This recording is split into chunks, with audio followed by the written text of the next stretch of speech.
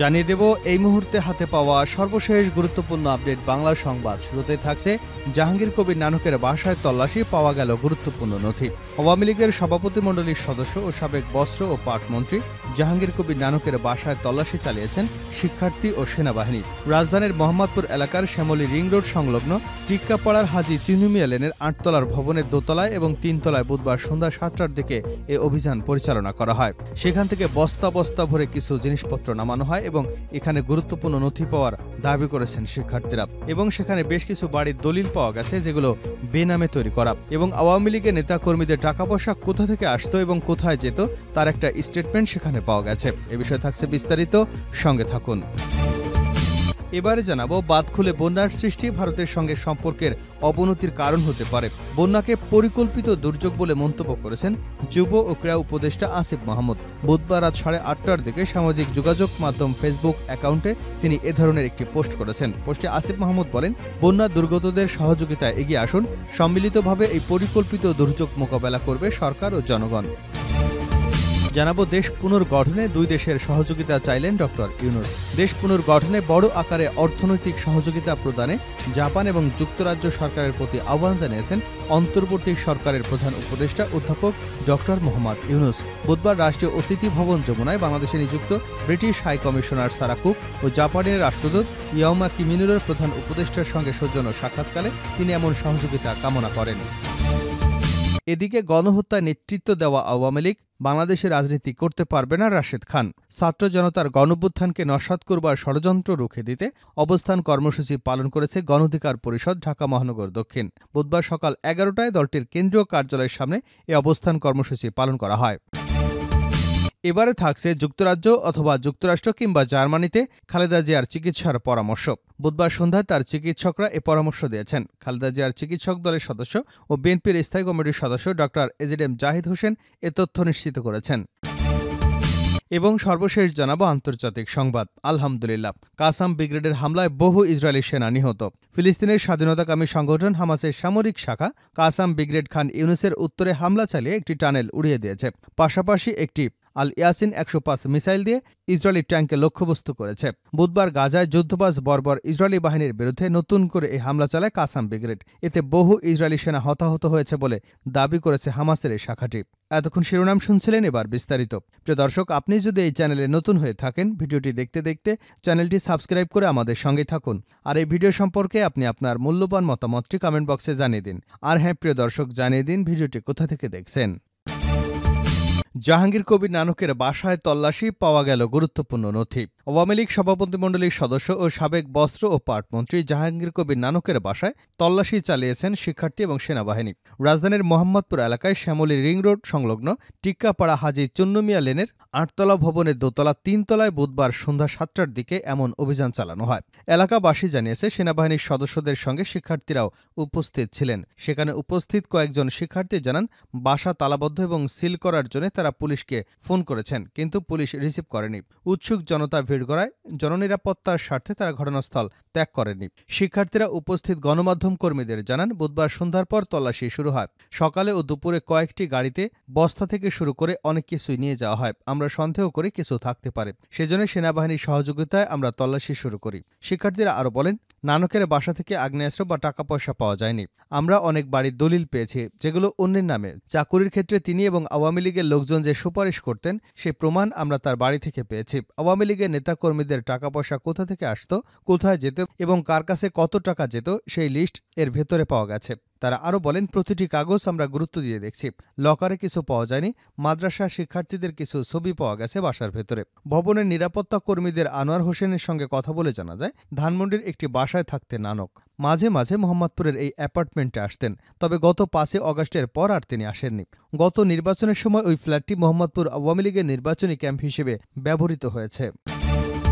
বাঁধ খুলে বন্যার সৃষ্টি ভারতের সঙ্গে সম্পর্কের অবনতির কারণ হতে পারে আসিফ। বন্যাকে পরিকল্পিত দুর্যোগ বলে মন্তব্য করেছেন যুব ও ক্রীড়া উপদেষ্টা আসিফ মাহমুদ। বুধবার রাত 8:30টার দিকে সামাজিক যোগাযোগ মাধ্যম ফেসবুক অ্যাকাউন্টে তিনি এ ধরনের পোস্ট দেন। পোস্টে আসিফ মাহমুদ বলেন, বন্যা দুর্গতদের সহযোগিতায় এগিয়ে আসুন। সম্মিলিতভাবে এই পরিকল্পিত দুর্যোগ মোকাবেলা করবে সরকার ও জনগণ। অপর এক পোস্টে আসিফ মাহমুদ লেখেন, পৃথিবীর ইতিহাসে নিকৃষ্টতম গণহত্যাকারী শেখ হাসিনাকে আশ্রয়, নোটিশ ছাড়াই ওয়াটার গেট খুলে দিয়ে বন্যার সৃষ্টি করা ভারতের সঙ্গে বাংলাদেশের সম্পর্কের অবনতির কারণ হতে পারে। এ বিষয়ে বাংলাদেশের জনগণের কাছেই স্পষ্ট ব্যাখ্যা দিতে হবে। এর আগে বুধবার ভারত থেকে পানির ঢল আসা নিয়ে পররাষ্ট্র সচিব মাসুদ বিন মোমেন বলেন, বাংলাদেশ ও ভারতে প্রচণ্ড বৃষ্টি হচ্ছে। তথ্য উপাত্ত বিশ্লেষণ করছি, প্রয়োজনে ভারতের কাছে যে কোনো পদক্ষেপের অনুরোধ করা যাবে। ভারত বাংলাদেশ সম্পর্কে নিয়ে তিনি বলেন, দুদেশের সরকার প্রধান ইতিমধ্যে টেলিফোনে কথা বলেছেন। ভারতের প্রধানমন্ত্রীর আমন্ত্রণে প্রধান উপদেষ্টা একটি সম্মেলনেও অংশগ্রহণ করেছেন।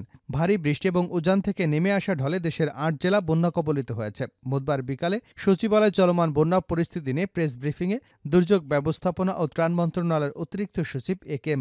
আলী রেজা এ তথ্য জানান। ইতিমধ্যে সুনামগঞ্জ, মৌলভীবাজার, হবিগঞ্জ, ফেনী, চট্টগ্রাম, নোয়াখালী, কুমিল্লা ও খাগড়াছড়ি জেলা বন্যা কবলিত হয়েছে।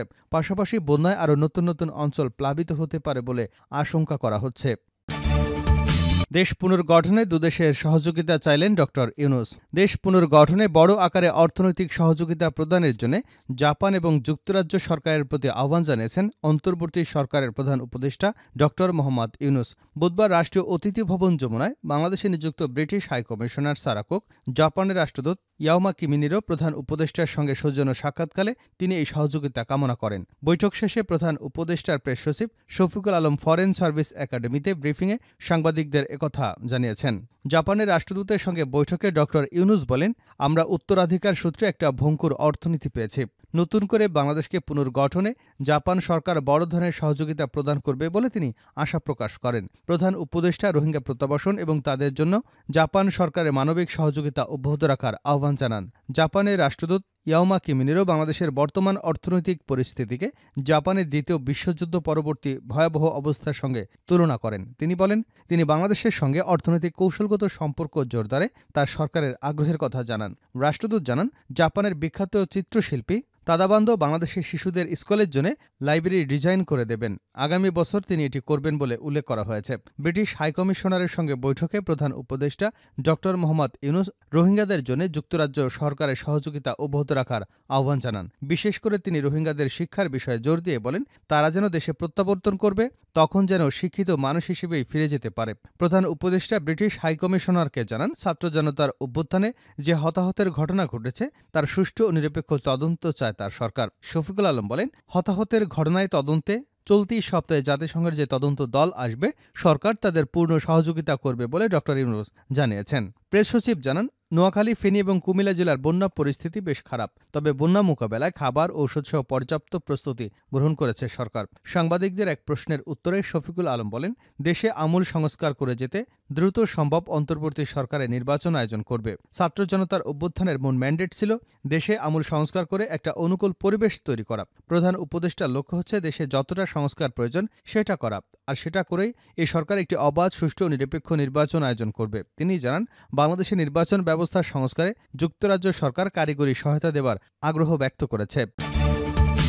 গণহত্যায় নেতৃত্ব দেওয়া আওয়ামী লীগ বাংলাদেশে রাজনীতি করতে পারবে না রাশেদ খান। ছাত্র জনতার গণঅভ্যুত্থানকে নস্যাৎ করবার ষড়যন্ত্র রুখে দিতে অবস্থান কর্মসূচি পালন করছে গণঅধিকার পরিষদ ঢাকা মহানগর দক্ষিণ।